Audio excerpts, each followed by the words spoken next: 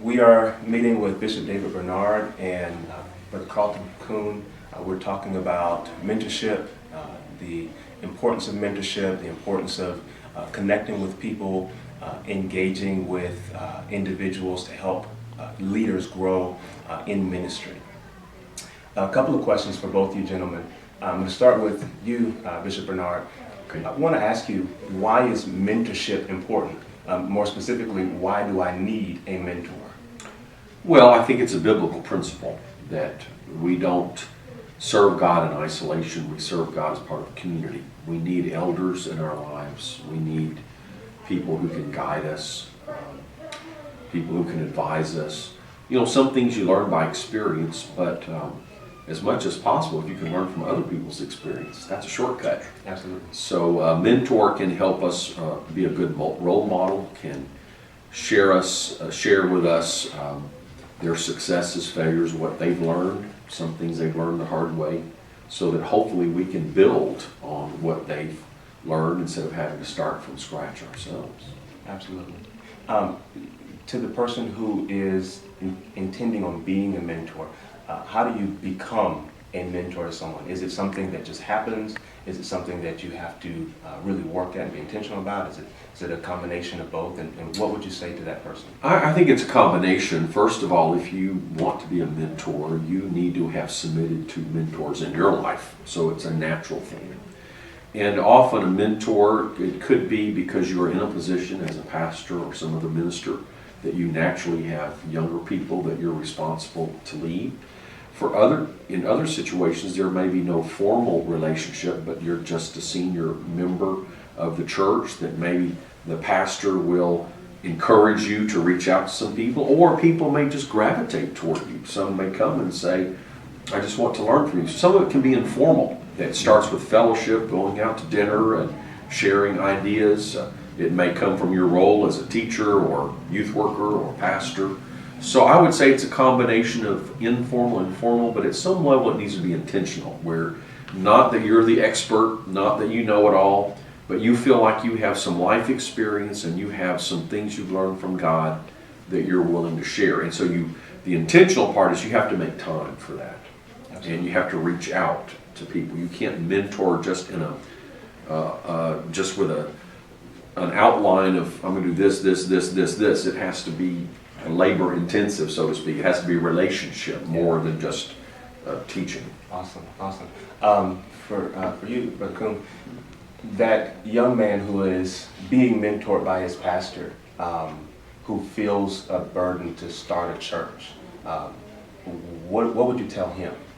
Well, I think it's important that he absorbs everything he can from his pastor, and particularly in the context of evangelism and then influencing people.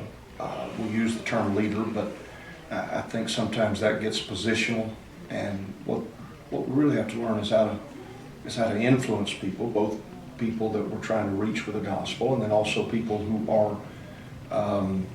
are converted, but we're trying to shape them and send them a certain direction.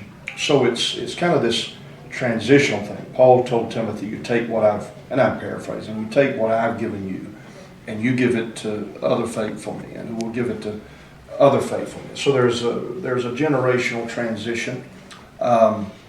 He needs to get close to his pastor. He needs to learn everything he can from that man who is in his life, and allow that man to be a spiritual father for him. So, and then I think sometimes fellows are in settings where maybe their pastor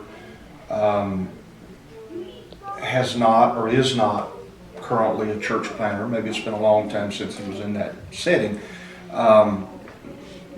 It's important to ask questions of people who are not far down the road. Maybe it's been 10 years since they started a church, and learn from several. Mentoring and the mentor-protege experience is not limited to one person. In life, through the process of time, I've had quite a number of different mentors who I learned specific different things, and in some instances they were there for a season for me to gain certain things from them, and then the relationship changed or somebody else moved into the picture to some degree. Awesome. And actually, you mentioned the pastor being not very far down the road, and that was going to be another question that I asked. What would you say to that pastor who has a young man in his church who wants to start a church but has not been in the role of a church planner? Because it's important to guide properly. So. I think you have to put, as a pastor, I would encourage the young man to connect with other church planners. One of the things I encourage our local licensed preachers to do is to just go visit a relatively new church planter, one that's 3 months, 6 months, a year old, where they're still putting the chairs out, where they're still having to set up and tear down every week. It's a very different setting. It's a very different dynamic than walking in and the pews are in place and the sound system's there.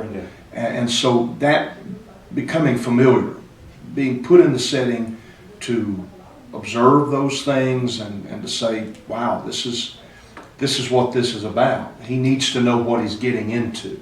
So as a pastor, I'm going to encourage him, hey, you may not be going to preach for this fellow, but you need to go observe. You need to go ask him questions. Absolutely. You need to learn what's involved in this. Absolutely.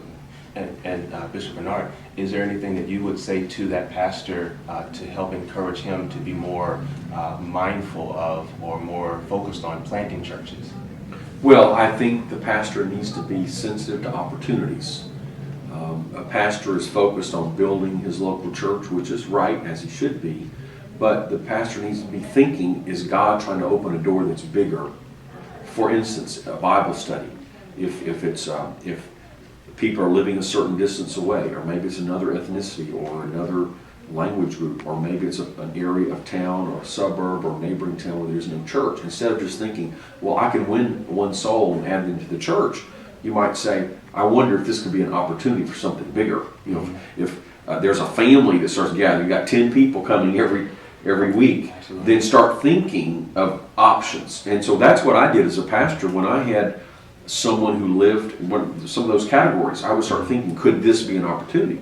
Or when someone would come to me saying, I feel a call to preach, and they would go through the training and they seem to be fairly stable. Of course, I would urge them to get involved in winning souls.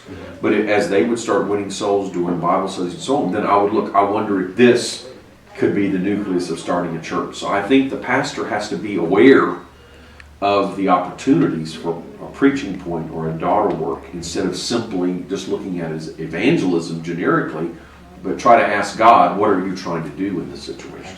Absolutely. And just maybe one or two more questions.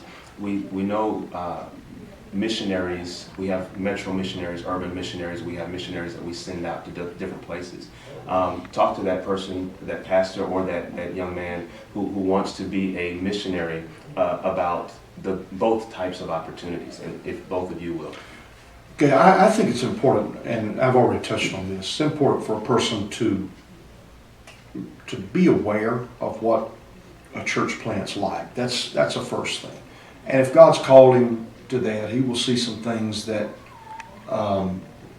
he may look at as a challenge, but there are learned behaviors that can be effective. The various ways that churches are started in North America. Number one, the most effective is where a mother church starts a preaching point. That preaching point becomes a daughter church. Eventually it becomes autonomous, and hopefully both of those churches become mother churches again in their own right. The second is where a missionary goes, and this is by far the greatest. A man is a bivocational pastor. Brother Bernard was a bivocational church planter when he started the church in Austin. I was a bivocational missionary as well. And there's challenges there, obviously. A guy doesn't have as much time to give to the church work as he would have if he were able to be full-time. But the flip side of that is quite often the workplace affords the opportunity to connect people.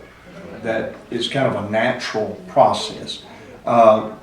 We assist many of our church planners with Christmas for Christ, and unless a guy can live extremely inexpensively, that's never going to cover all of their costs.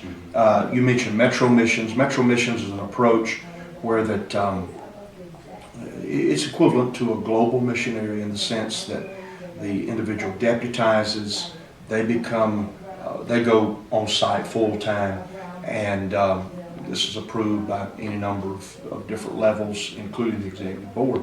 One that we added just last year that I'm really excited about, the possibilities with it, is North America Forward. And this is basically a way to fund people who are veteran church planners, where that they can be full-time starting additional churches, hopefully, not just an additional church, but multiple churches. And the objective here is career church planners, people who are going to spend their whole life starting churches. They may not be in a metro setting. So that's some of the approaches. I really like the intercultural missionary evangelist thing that we've got going, where that a person goes in and helps an existing church establish a toehold working with a Spanish or African immigrant, or we even have one fellow who helps with Native Americans. You know, those are some various things. We do have opportunities in various settings for a young man who maybe, or a young lady who's a college student, to go and be an intern for a summer and learn what North American missions and church planning is all about. So that kind of gives an overview from 40,000 feet, I guess. Okay. Anything that you'd like to add? Well, I would reiterate that, but say if a young minister feels a burden to start a church and focuses on an area, the first thing is to check with his pastor to see if a preaching point or daughter work is an option. I think that's by far the best for most situations. But if he definitely feels a call to go to another location and start a church from scratch, there are various options. But I would say he should go to the district superintendent, the presbyter, the district North American missions director, and upon their advice, probably even try to connect with a pastor in the area. And so discuss the options, not just from the general level of how you could get funded, but at that district level. What do they recommend? What do they see as the opportunities and obstacles? You know, what kind of help, both financially and mentoring or others, that they would provide. And so you do your research and you come to be part of a team. You don't come just out of nowhere just to do your own thing. You come to add to what's already being done in that area.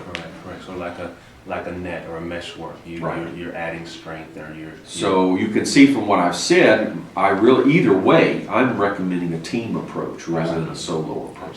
Awesome. Well, one of the terms we use sometimes is that we've unfortunately just sometimes parachuted folks in. We kind of push them out of the plane and we'll see you if you survive, but that hasn't worked real well. So what Brother Bernard's describing is much more effective. And we actually have districts that when a person comes to start a church, even if he is moving from another part of the country, they immediately connect him and his family with a pastor and a church. And the district's instruction is that once a week, you're to be in this church. This man is your pastor. You're to stay with that until this pastor feels that your work is far enough along that you don't need their sustenance and undergird. And it's worked extremely well. It's one of our fastest growing districts. Awesome. Well, one of the goals that we have is to help encourage and mentor and develop, and so that's the reason for this conversation, is just to make sure that we provide some resources to make sure that young ministers have what they need, or have the guidance that they need in order to be successful and effective in ministries. Thank you both very much for your time. I appreciate that. Appreciate it.